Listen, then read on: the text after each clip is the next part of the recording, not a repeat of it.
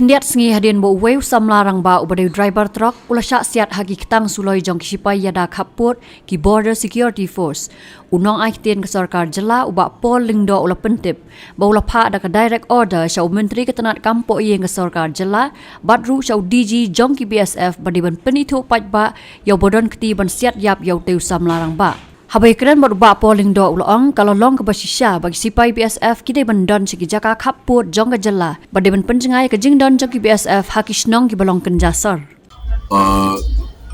Pring jong ni ke jingja ke sosi sha tap ke jingim jong wei ni jong shnong dai do trai shnong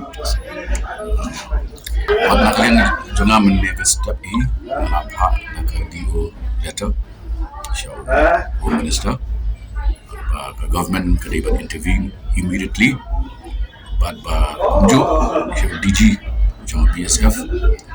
and mana notice jo but ong ba day when penting kena apa the culprits are not to put identify menu balik ini kata but ngan penting kena ba jalan jong ngat khot jong cabinet raise ini kam cabinet ba innum devan island ya kanika excessive use of force abuse of force jong jong nor but kanika jingja kanam de an yaija ibokum kini ke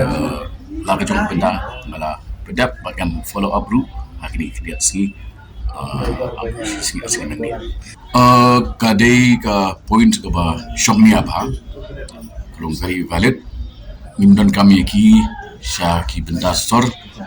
ban kapsor penusra lagi ka subdivision mindan kami ki bakin guard ya ki international border jongi kata kadai ka kami jongi dia